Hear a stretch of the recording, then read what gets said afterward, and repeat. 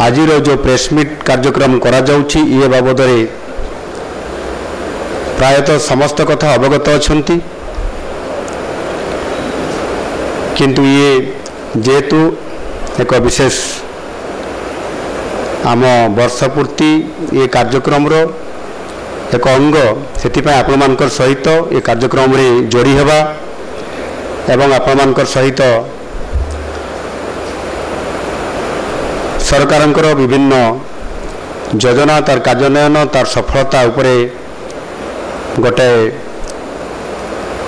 प्रश्न उत्तर कार्यक्रम मध्य जहाँकि निश्चित भाव ओडिशा लोकंकर विशेष करी तांकर सेवा एवं विकासर धारा रे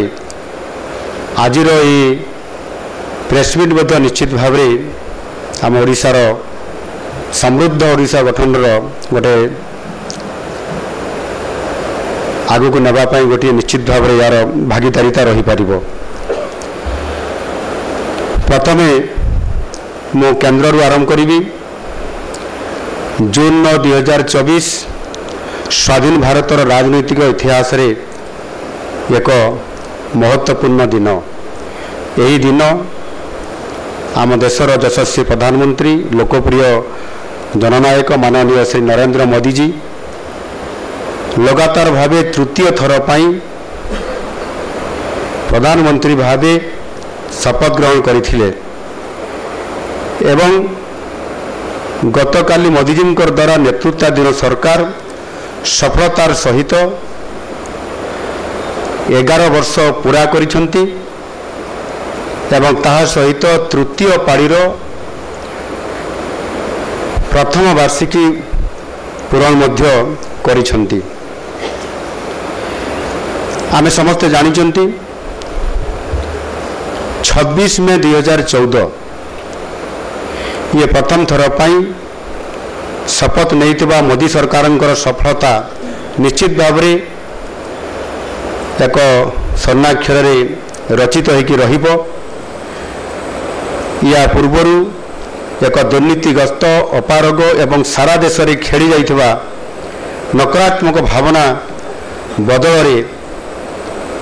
एक आशार आलोक खेली जाइथिला। लोकंकर आशा भरोसा को मोदी सरकार अतुट रखिबारे समर्थ होइथिला। लोकंकर आशाकांक्षा को पूरण करिबारे माननीय मोदी जी मध्य संपूर्ण भाव समर्थ होइथिले।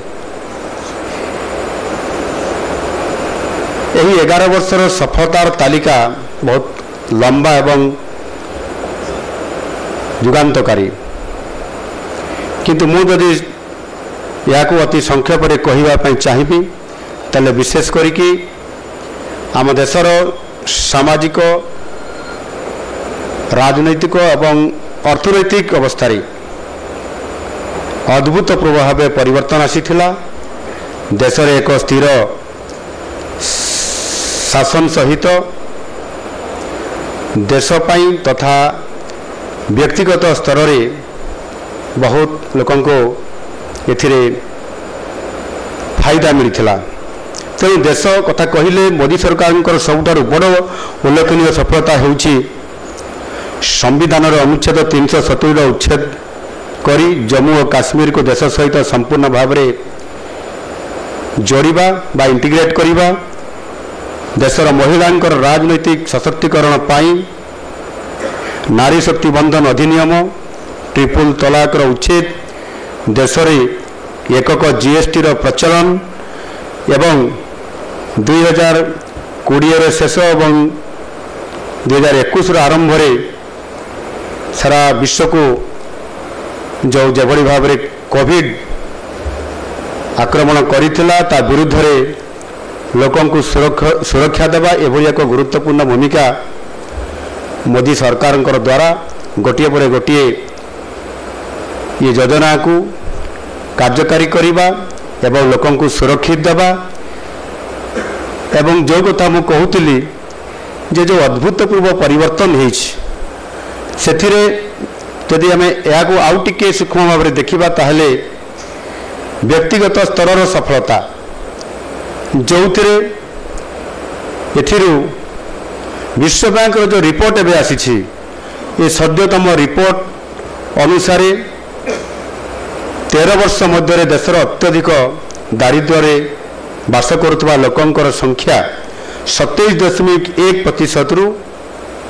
5.3% को ह्रास पाई। अर्थात 27 कोटी लोक अत्यंत दारिद्र्य ताड़न मुक्त हो पारिछंती मोदीजी शासन रे। गोटे मापदंड आपण माने मोदी सरकार साधारण जनता विकास विषय रे निश्चित भाव रे आपण माने जदि तुलना करिवे ता उपरे आलोचना करिवे ताले निश्चित भाव रे जानि परिवे। आज केंद्र रे प्रतिष्ठित मोदी सरकार तृतीय पाली जो प्रथम वर्ष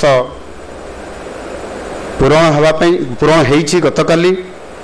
एवं ये अवसर जदि आम देखा लोकंकर तांकर जीवन शैली लाइफस्टाइल निश्चित भाव रे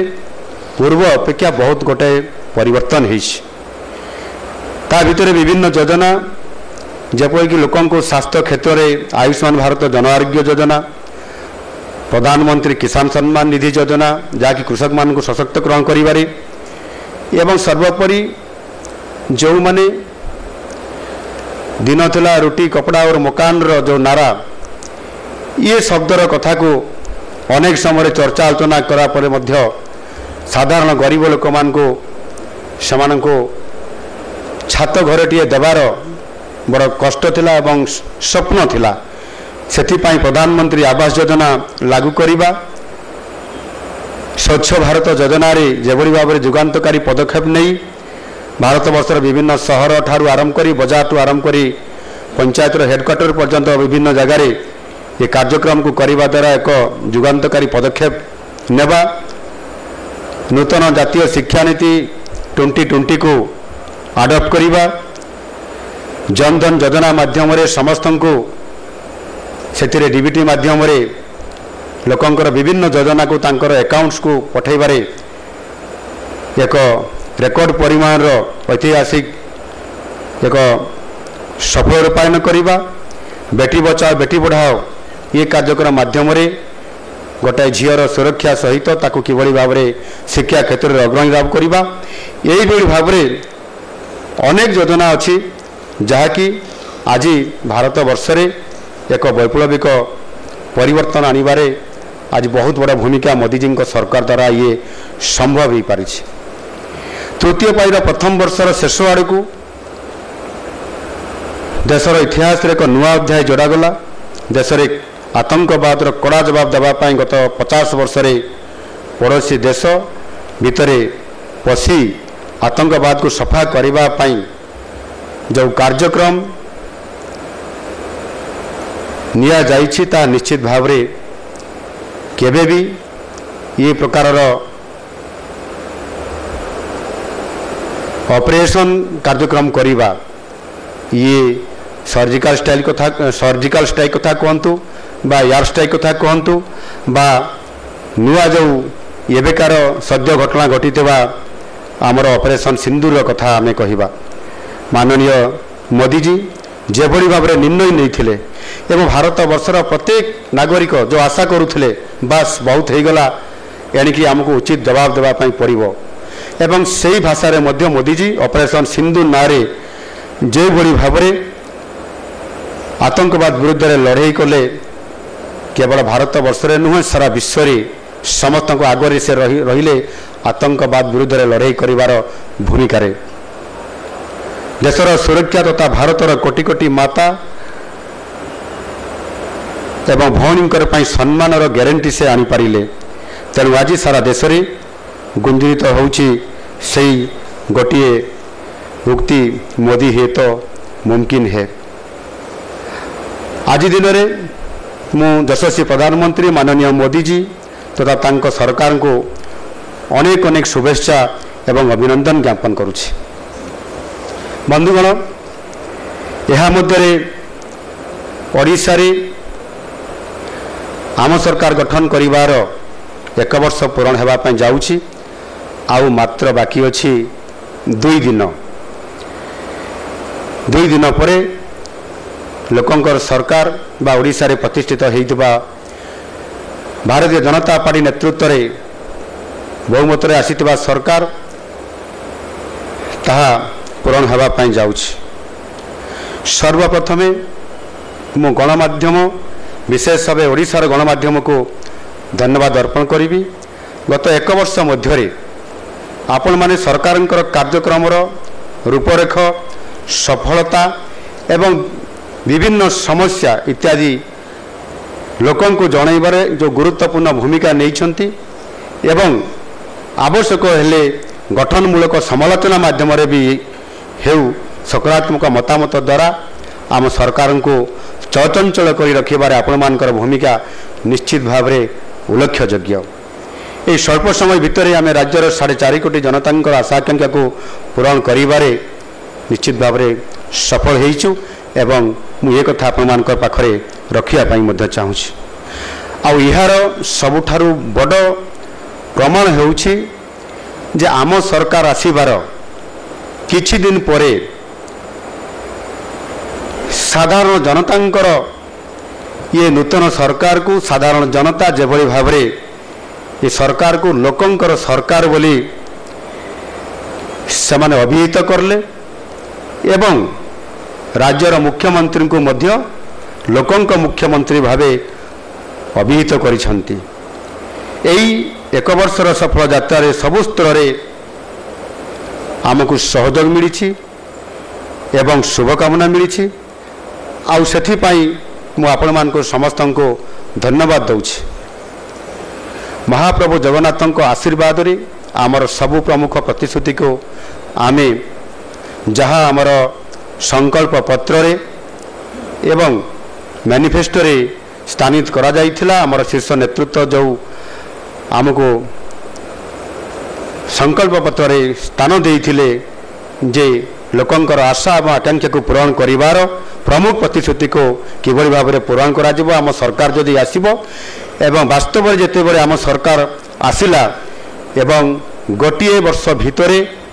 आमे जेतिकी प्रतिश्रुति देइतिलु ताकू सुनिश्चित करिछु एवं प्रत्येक कार्यक्रम पछरे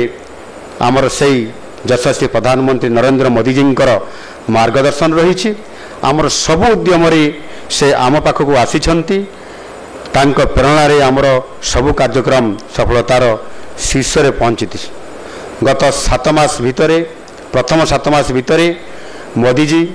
ओडिशा को भल पाइबा एवं ओडिशा को एक संभावनार राज्य हिसाब रे घोषणा करिबा एवं परवर्ती पर्यायर संसद रे मध्य तांकर अभिभाषण रे जेते बेले संकल्प नियंती 2047 सुधा भारत विकसित भारत हम सेते बेले ओडिशा एक ग्रोथ इंजिन हिसाब रे काम करिवो। ये प्रकार तांकर आम ओडिशा प्रति भल पाइबा निश्चित भाव में आज आमको आहरी अधिक चंचलगामी कराइछि एवं से अनुसार तांकर आमको भल पाइबा आउ गोटे पाद आग को जाई आगामी 20 तारीख रे मध्य से 6ठ थर पाई ओडिशा आसीबे एवं ओडिशावासी सेवा करिवा पाई आमको प्रेरणा देवे। तांकर एही अकुंठ समर्थन एवं निरंतर सहयोग मार्गदर्शन पाई मु एही अवसर रे यशस्वी प्रधानमंत्री को हृदय धन्यवाद प्रदान करुछि।